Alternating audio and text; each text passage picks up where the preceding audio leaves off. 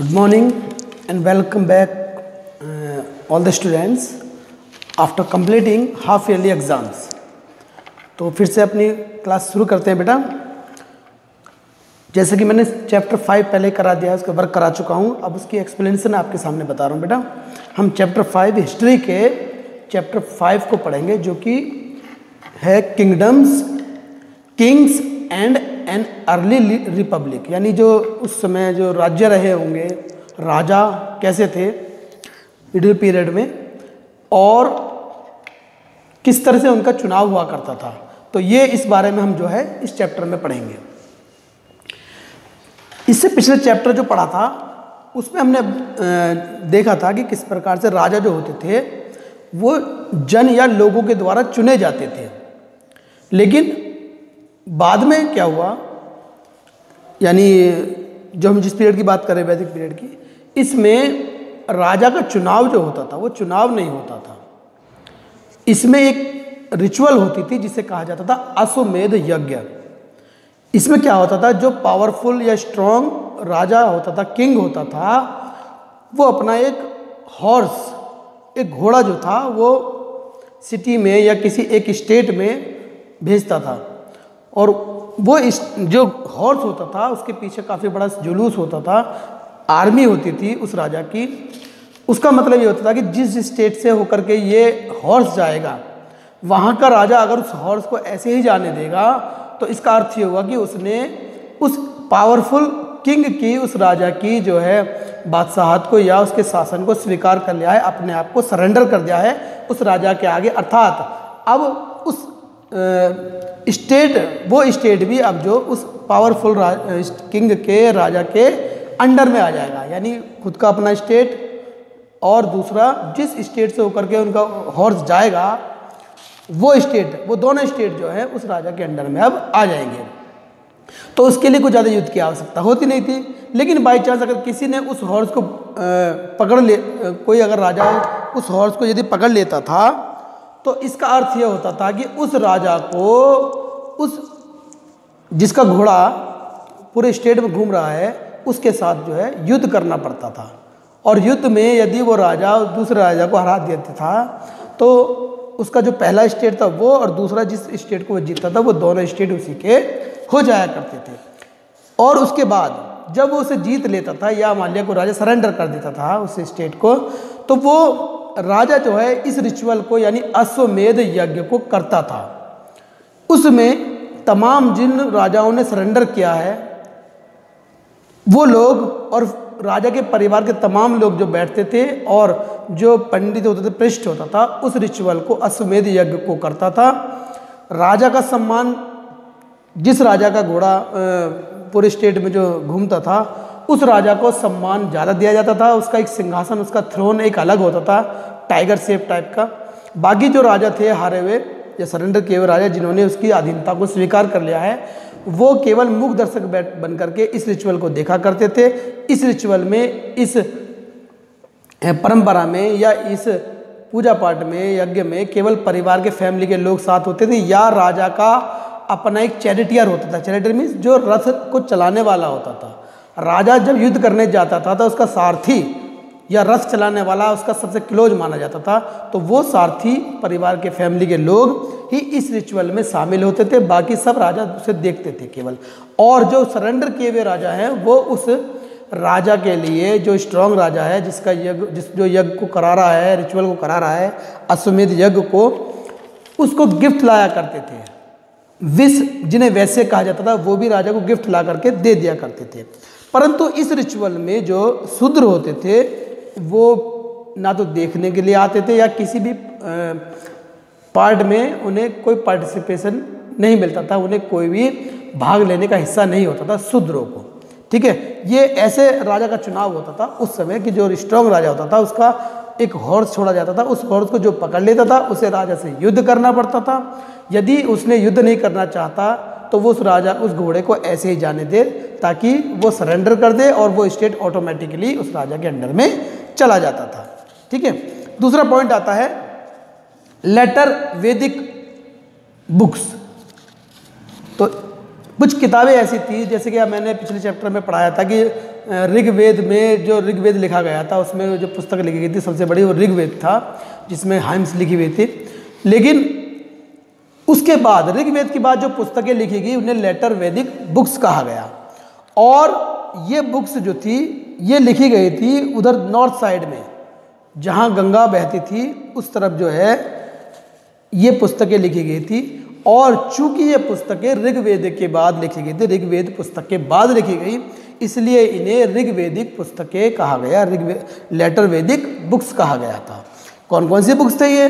इनमें थी सामवेद, यजुर्वेद, अथर्ववेद। और इन पुस्तकों में आखिर क्या होता था? इन पुस्तकों में जो पृष्ठ होता था, जो रिचुअल करता था, यानी जो पूजा पाठ आप लोग घरों में होता है, जो कर्मकांड होते हैं, उन कर्मकांड को कैसे किया जाता है, पूजा पाठ कैसे की जाती है, ये सारी बातें जो थी वो लेटर वैदिक बुक्स में यानी सामवेद, यजुर्वेद, अर्थवेद इन पुस्तकों में लिखा जाता था। ठीक है। दूसरा आता है सोसाइटी एंड वर्नाज। समाज में सभी तरह के लोग रहा करते थे उस समय। गरीब भी होते थे, अमीर भी होते थे, क्राफ्ट पर्सन्स होते थे, हर्डर्स होते थे, फार्मर्स होते थे। परंतु उन समाज को जो था डिवाइड किया हुआ था, बांटा हुआ था, वर्ण व्यवस्था लागू हो गई थी। वर्ण व्यवस्था में क्या होता था कि पूरे समाज को, सोसाइटी को जो है 4 वर्णों में बांटा गया था, 4 वर्णास, जिनमें सबसे ऊपर होता था ब्राह्मण, उसके बाद क्षत्रिय, उसके बाद फिर वैश्य और फिर सबसे नीचे होता है शूद्र। जो सबसे ऊपर होता ब्राह्मण, उसका काम क्या होता था? वो पूजा पाठ करता था, सबसे ऊपर माना जाता था, सारे रिचुअल करने का उसे अधिकार था। उसके बाद क्षत्रिय, क्षत्रिय काम जो था युद्ध करने का काम होता था, शासन करने का काम होता था, शासन चलाता था, ये भी रिचुअल कर सकता था। और थर्ड होता था वैश्य, जो कि आम लोगों में ही माने जाते थे। वैश्य यानी व्यापारी वर्ग होता था, जिसका काम व्यापार करना होता था, और वो भी रिचुअल्स कर सकता था, पूजा पाठ कर सकता था। लेकिन चौथा जो वर्ण आता है वो था शूद्र। शूद्र में जो जितने क्राफ्ट पर्सन्स या कारीगर लोग, शिल्पकार लोग होते हैं, या जो बेचारे क्रिमिनेशंस में शामिल होते हैं, क्रिमिनेशंस का काम करते हैं, छोटा काम करते हैं, वो लोग शूद्र होते थे और उन्हें कोई भी रिचुअल करने का अधिकार नहीं था।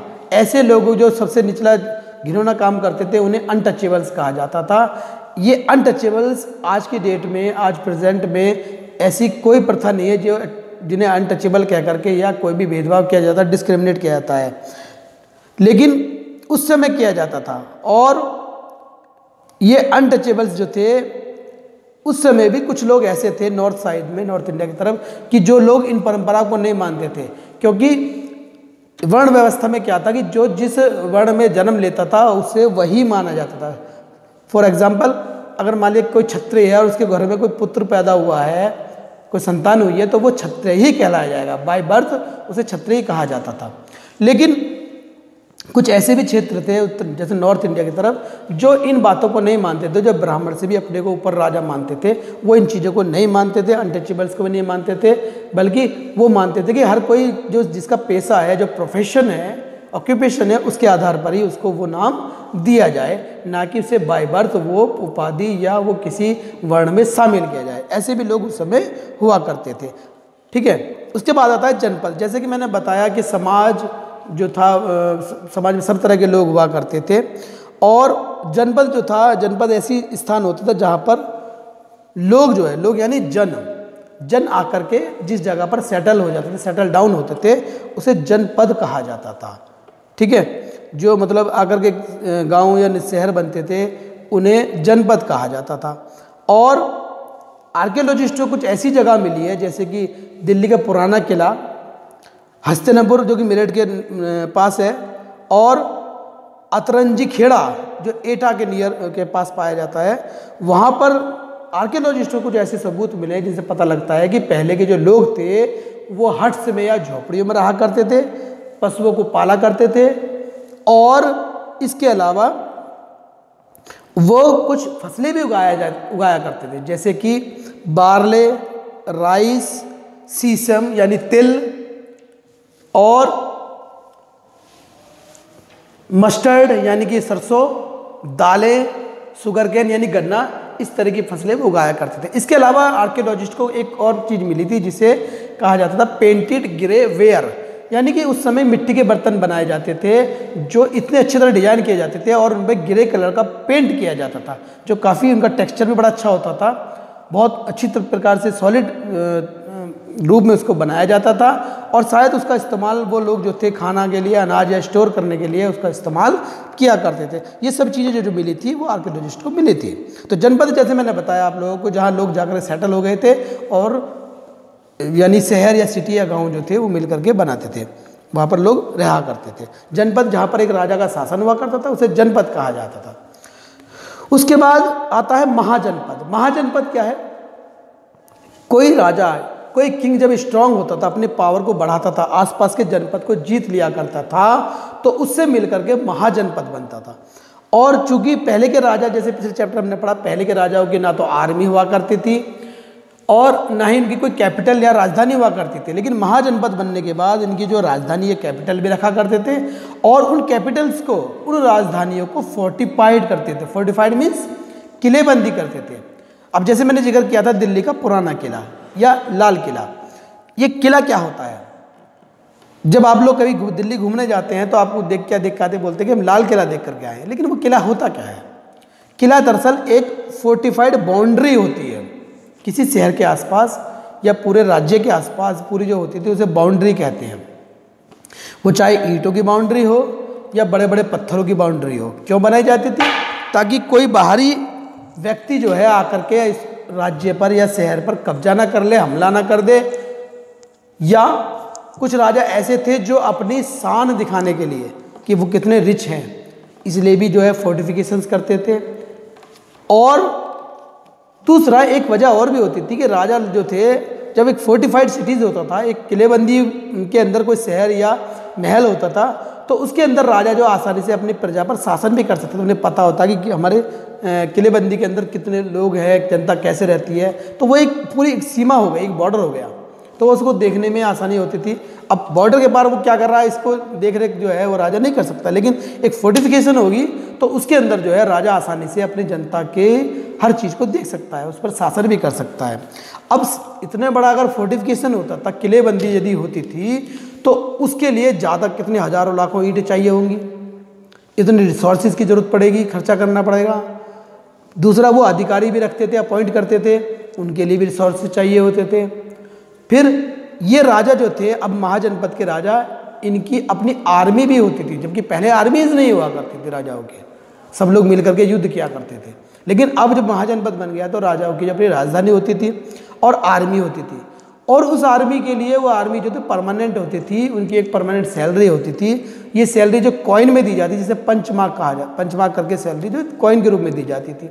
तो आखिर इतना सारा खर्चा कहाँ से होता था? क्योंकि फोर्टिफिकेशन करने के लिए, किलेबंदी करने के लिए ईंटें चाहिए थी, रिसोर्सेज चाहिए थे, उसके लिए लेबर चाहिए जिसमें हज़ारों आदमी लगते होंगे, ठीक है, और आर्मी के लिए भी रिसोर्सेज चाहिए होंगे। तो ये सब खर्चे कहाँ से पूरे करते थे आखिर राजा या शासक लोग? तो वो जो खर्चे थे वो लोग जो टैक्सेस से पूरा करते थे, क्योंकि पहले के राजाओं के लिए जो शासन करने के लिए क्या होता था कि जो जनता होती थी या क्राफ्ट पर्सन्स होते थे, लोग होते थे, या दूसरे राजा को जिसको हरा देते थे, वो राजा जो थे गिफ्ट ला करके दे देते थे या कुछ सेक्रीफाइसेस ला करके देते, जिससे कि उनका शासन चलता था, तमाम खर्चे पूरे हो जाते थे। लेकिन अब जो थे, क्योंकि सिटी कैपिटल होगी थी, राजधानी होती थी, अब उनके अधिकारी भी उन्होंने नियुक्त किए थे, अपॉइंट किए थे, तो उनका खर्चा निकालने के, उनकी सैलरी के लिए या फोर्टिफिकेशंस के लिए, युद्ध करने के लिए पैसे, ज़्यादा धन की आवश्यकता होती थी या ज़्यादा रिसोर्सेज की आवश्यकता होती थी। तो इसके लिए उन्होंने क्या किया? इसके लिए वो टैक्सेस पर डिपेंडेबल थे। टैक्सेस किन चीज़ों पर लगाया जाता था? टैक्सेस जो लगाए जाते थे वो क्रॉप्स पर लगाए जाते थे, फसलों के ऊपर। यानी अगर जो फसल उगाई जाती थी, जो टोटल प्रोड्यूस होता था, उसका लगभग 1/6 यानी 1/6 हिस्सा जो था, 1/6 हिस्सा वो राजा को या स्टेट को देना पड़ता था, किसी भी फार्मर को, ठीक है। इसके अलावा क्राफ्ट पर्सन से भी लिया जाता है, जो शिल्पकार होते थे, कारीगर होते थे, उनसे भी टैक्स लिया जाता था। मगर वो टैक्स कैसा होता था? लेबर के रूप में, मान लीजिए एक दिन जो है महीने में या हफ्ते में या साल में, जैसे भी उनके मतलब डिवाइड किया होगा, उसमें क्राफ्ट पर्सन कोई भी व्यक्ति आकर के जो उनके यहाँ पर लेबर के रूप में काम कर सकता था, उनके यहाँ मजदूरी करता, ये उनका टैक्स होता था। इसके अलावा हर्डर भी होते थे, जिनके पशु होते, जो पशु पालने वाले होते थे, वो टेक्सचर में या कोई जानवर दे देते थे, या उनके दूध से बने प्रोडक्ट वो टैक्स के रूप में राजाओं को दिया करते थे। और हंटर गैदर्स भी होते थे, जंगलों में रहने वाले जो लोग होते थे, वो जड़ी बूटी या जंगल में जो हर्ब्स होती थी, लकड़ियाँ होती थी, या कोई भी मिनरल्स होते थे, ये जो थे टैक्स के रूप में राजा को दिया करते थे। तो इस तरह से जो है स्टेट का या राजा के जो अपनी खर्च थे वो पूरे हुआ करते थे।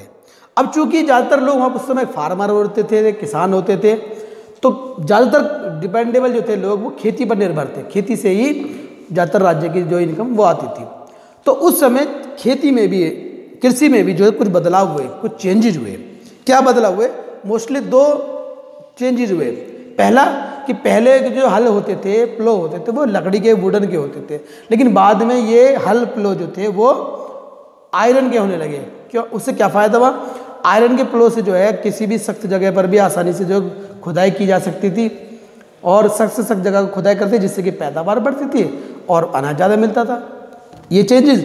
दूसरा चेंजेस था कि अब वो ट्रांसप्लांटिंग यूज, खेती में ट्रांसप्लांटिंग को यूज़ करना शुरू कर दिया था। ट्रांसप्लांटिंग क्या है? पहले वो जब खेत की जुताई करते थे तो बीजों को, सीड्स को ऐसे बिखेर दिया करते थे। कोई बीज ऐसा है सही जगह अगर गिर जाता था तो वो उग जाता था, उसमें अंकुर आ जाते थे, लेकिन कोई बीज ऐसा होता था जो किसी ऐसी जगह गिरता था जहाँ पर वो उग नहीं पाता था।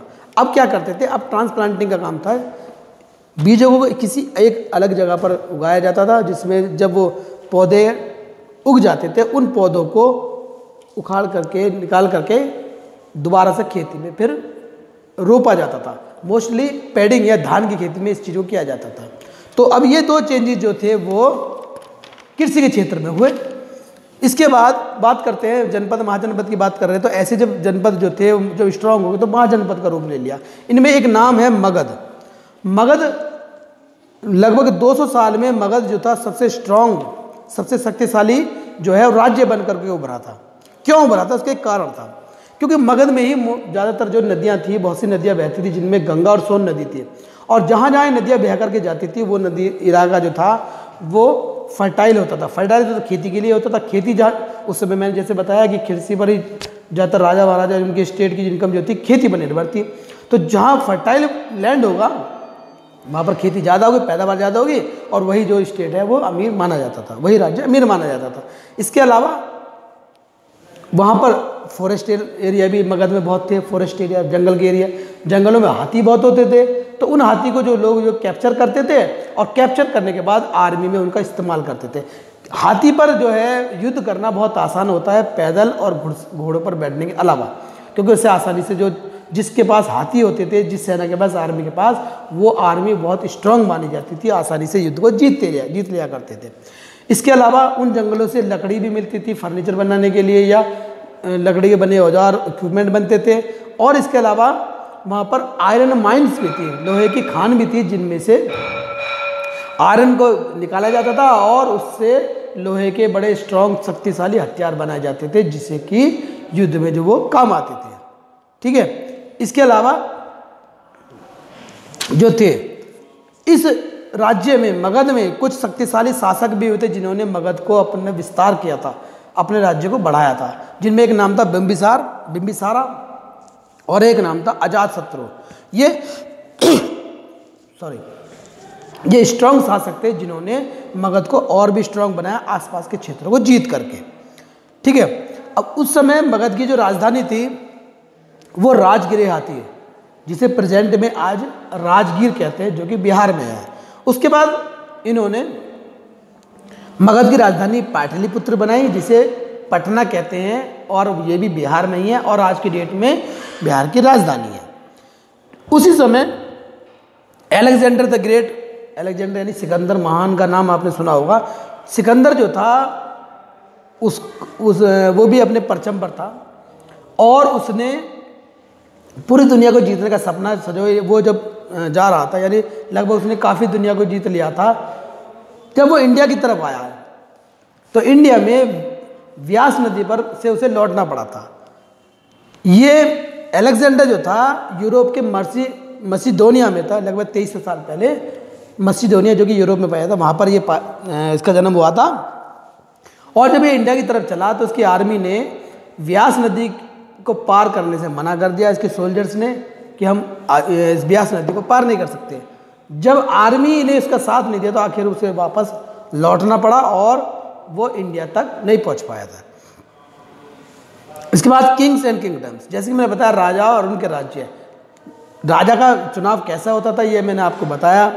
किंगडम्स जो थे, राज्य थे, ये कैसे होते थे। पहले राजा थे, इनकी आर्मी नहीं हुआ करती थी और युद्ध करने के लिए वो एक साथ मिल करके किया करते थे। लेकिन बाद में जो थे ये राज्य जो थे, कई राज्यों को मिल करके, कई राजा मिल करके, मैंने कहा था कि राजाओं की अपनी आर्मी होती थी, कैपिटल्स होते थे, लेकिन कुछ राजा ऐसे होते थे जो एक साथ मिल करके लड़ा करते थे, जिन्हें गण या संघ कहा जाता था। अब गण संघ क्या होता था, एक राजा या एक से अधिक राजा हुआ करते थे और ये मिल करके लड़ा करते थे। इनकी असेंबलीज हुआ करती थी, सभाएं हुआ करती थी। इससे जुड़ी एक छोटी सी कहानी थी कि गौतम बुद्ध के पास जब मगध के राजा पहुंचे तो उन्होंने गौतम बुद्ध से कहा कि मैं वज्जी को जीतना चाहता हूँ, क्योंकि वज्जी ही वो राज्य था जहाँ पर गण संघ जो था प्रचलित था। वज्जी की राजधानी वैशाली थी। तो गौतम बुद्ध के पास जब वो पहुँचा तो उनका सेनापति, तो उन्होंने कहा कि क्या वज्जी में आज भी असेंबलीज होती हैं? तो उनका जवाब था जी हाँ।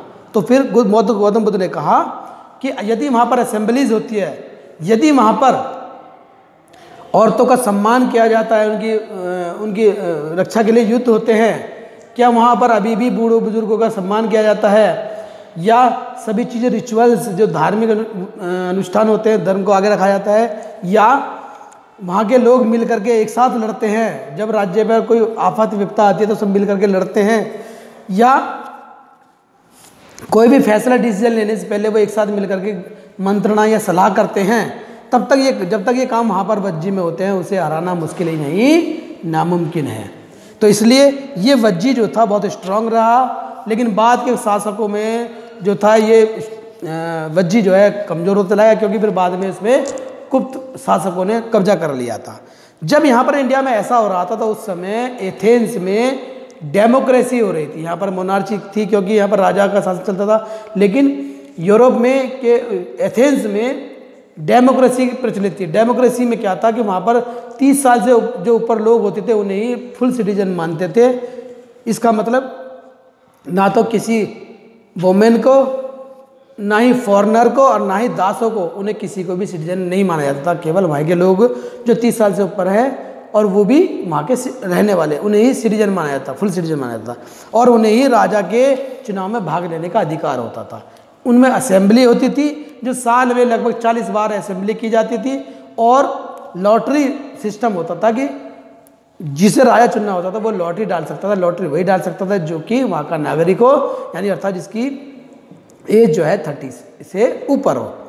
तो इसलिए डेमोक्रेसी वही डेमोक्रेसी जो उस समय एथेंस में चल रही थी, आज ज़्यादातर स्ट्रॉन्ग कंट्रीज़ में वही डेमोक्रेसी लागू चल रही है। लेकिन इसकी शुरुआत जो हुई थी वो इन एथेंस देशों में, एथेंस के देशों में इसकी शुरुआत हुई थी। तो ये चैप्टर जो हमने आज का फिनिश कर दिया। अगला चैप्टर जो है अगली वीडियो में पढ़ेंगे। थैंक यू बेटा।